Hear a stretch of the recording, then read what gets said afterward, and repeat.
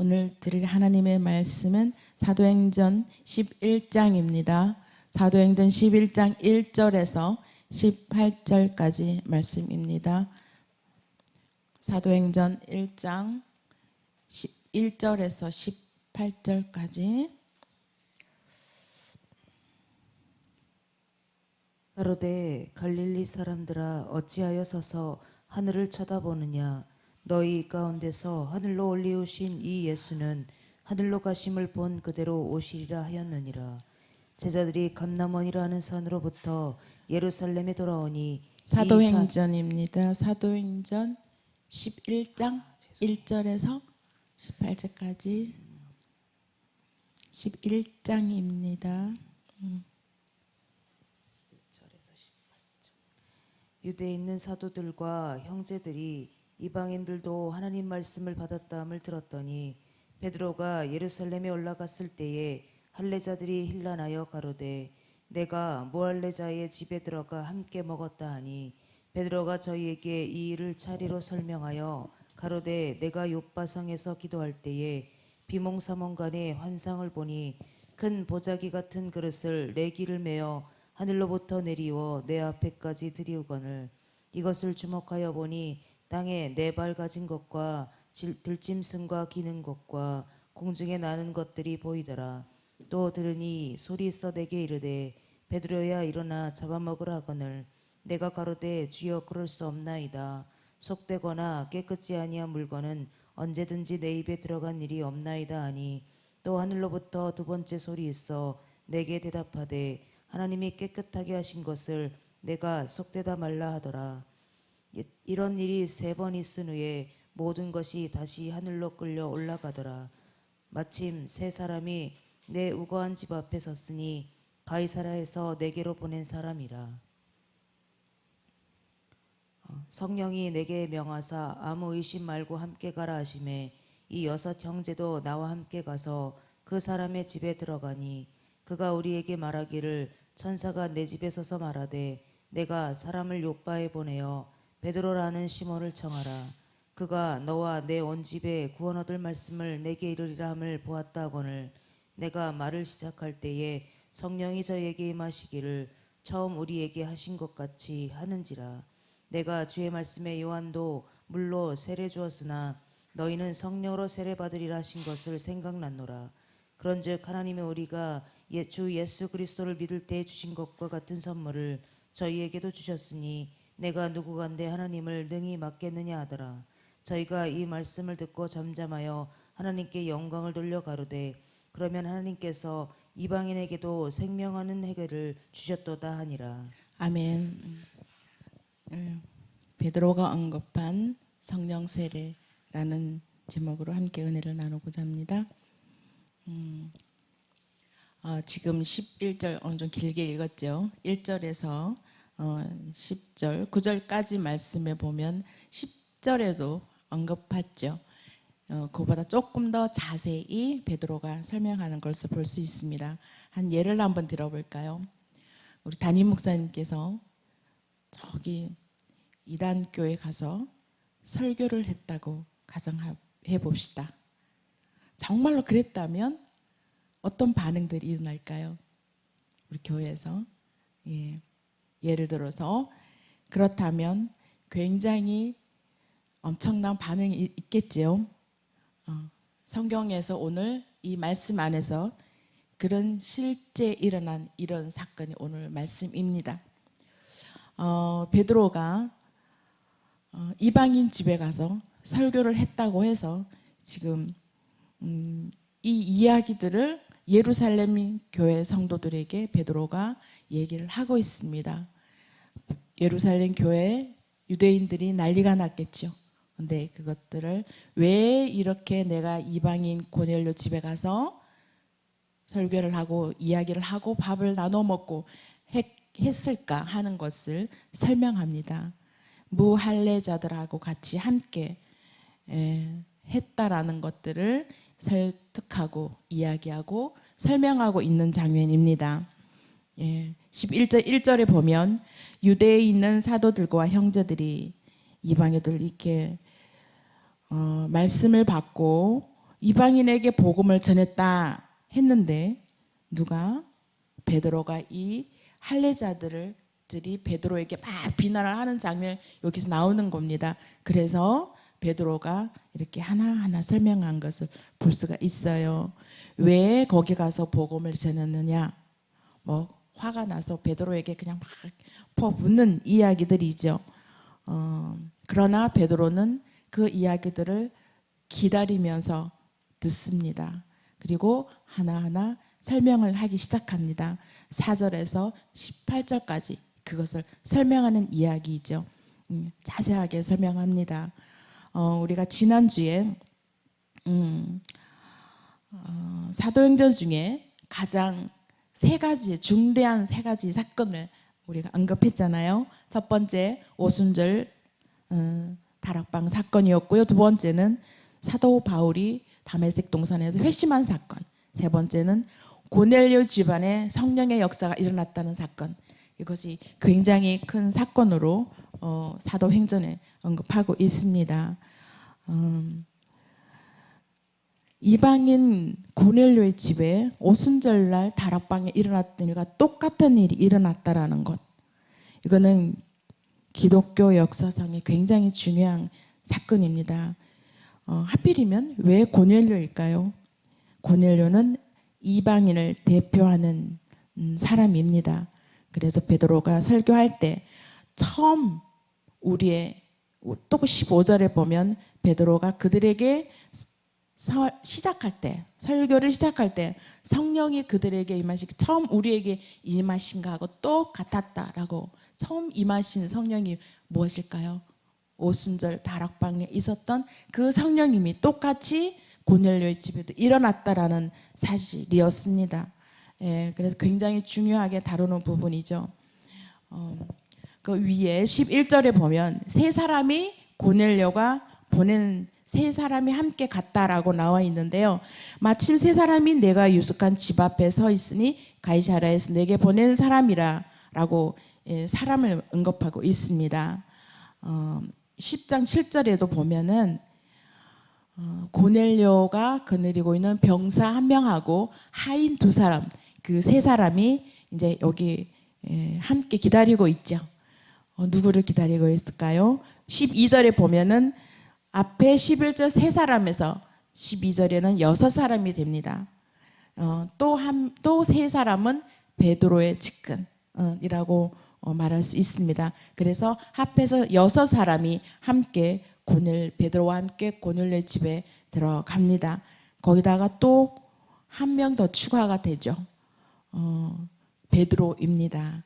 나와 함께 가서 12절에 성령이 내게 명하사 나와 함께 6명과 나와 함께 갔다라고 얘기하고 있습니다. 이 나는 바로 베드로를 얘기하는 것이죠. 7명이 고넬료 집에 들어가는 모습입니다. 여기에서 이 7명의 숨겨진 숫자이죠. 근데 히브리 율법에 보면은요, 어떤 일의 증인이 항상 일반적인 일에는 증인이 2명이 세워지고요. 굉장히 특별하게 하나님의 특별한 섭리 그리고 세계사적인 어떤 사건이 있을 때는 증인을 7명을 세운다고 합니다. 예. 그래서 고넬료 집에 이 성령 사건은 굉장히 큰 사건이기 때문에 숨겨진 7명의 증인이 그 길로 들어가고 있습니다. 들어가니 이미 고넬료 집에는 많은 사람들이 모여 있었죠. 그래서 오순절 다락방 이 사건이 굉장히 이 고넬료 집에 있었던 사건과 함께 매우 중요한 사건이다라고 보여주면 되겠습니다. 그리고 16절에 보면은 내가 주의 말씀에 요한은 물로 세례를 베푸으나 그 말씀이 쭉 나옵니다. 요한은 물로 세례를 베풀었고 너희는 성령으로 세례를 받으리라 라고 말씀했습니다. 이 말씀은 누가 말씀을 했을까요? 예수님이 한 말씀이죠. 마태복음 3장 11절에서 12절 한번 볼까요? 마태복음 3장 11절에서 12절까지 한번 보시겠습니다. 나는 너희로 회개케 하기 위하여 물로 세례를 주거니와 내 뒤에 오시는 이는 나보다 능력이 많으시니 나는 그의 신을 들기도 감당치 못하겠노라. 그는 성령과 불로 너희에게 세례를 주실 것이요 손에 키를 들고 자기의 타작마당을 정하게 하사 알곡은 모아 곳간에 들이고 죽정이는 꺼지지 않는 불에 태우시리라. 아멘. 여기에서 물로 세례를 준 사람은 바로 요한이었고요. 성령과 불로 세례를 주는 사람은 예수님입니다. 여러분이 다 아시는 부분이죠. 근데 여기에 성령과 불로 세례를 준다. 성령 세례는 바로 구원을 의미하는 거죠. 예. 불이라는 여기 의미에는 심판이라는 이야기가 나옵니다. 12절에 보면 알곡과 쭉정이 이야기가 나옵니다. 알곡은 모아들이고 쭉정이는 꺼지지 않은 불에 태우는 것을 볼 수가 있습니다. 이건 바로 심판을 이야기하는 것입니다. 예. 성령과 불로, 이 불은 이 말씀에는 심판이 있다라는 것입니다. 구원과 심판이 함께 이 안에 말씀 안에 심어져 있습니다. 죽정인을 심판하신다라고 하는 것이죠. 그래서 예수 그리스도의 권능으로 구원을 받고 세례를 받고 또한 그 구원의 역사가 임하고 있다라는 것입니다. 예, 고린도전서 12장 13절에는 유대인이나 헬라인이나 종이나 자유인이나 모두 한 성령으로 세례를 받는다라고 말씀하고 있죠. 그것을 보면 영어 성경에는 baptized by one spirit라고 나와 있는데요. 한 몸으로 편입되어 있고 누구에게 한 성령에 의해서 한 몸이 되었다라는 것입니다. 그래서 우리가 신앙생활 속에 적용한다면 각 교회들이 많이 있죠. 일반 우리 교회도 있고 뭐 여러 교회들이 많이 있습니다. 각 교회에 또 집중하는 것이 이렇게 조금 있죠. 예, 선교에 집중하는 교회도 있고 또 은사 사역에 집중하는 교회, 말씀에 집중하는 교회 있는데요. 이 어느 한 곳에 집중하다 보면 상대적으로 교회가 갖춰야 할 것들을 조금 놓치는 경우도 많이 있기도 합니다. 우리가 교회 안에서는 한 곳만 집중해서 되는 것이 아니죠. 또 교회 학교도 있고 중고등부도 있고 청년부도 있고 또 장년부도 있고 또 새신자도 있고 이 모든 분들을 아울러서 우리가 감당해야 할 그런 부분입니다. 근데 이제 한 곳에 너무 치중하다 보면 어느 한 곳이 좀 놓칠 경우가 있습니다. 교회는 곧 가정하고 동일한 것입니다. 최초의 가정이 에덴 동산에서 이루어졌잖아요. 교회 안에는 아기가 성장 과정이 있죠. 성장하면서 해야 하는 것들을 많이 있습니다. 그 과정에 해야 하는 것들을 우리가 놓치게 되면 그 아이가 성장하는 데 있어서 많은 결여점이 생겨나죠. 그래서 아이가 하나하나 성장할 때 그때마다 해 주어야 할 것들이 있습니다. 또 자녀분들을 키워봐서 아시죠. 그것을 제대로 못했을 경우 그렇고 장성했을 경우에 꼭 그 한 곳이 빈 곳이 있지요. 그래서 힘들어하는 부분들도 많이 있습니다. 그래서 교회 안에서도 이런 부분들을 채워가야 되는데 잘 안 되는 부분이 많이 있습니다.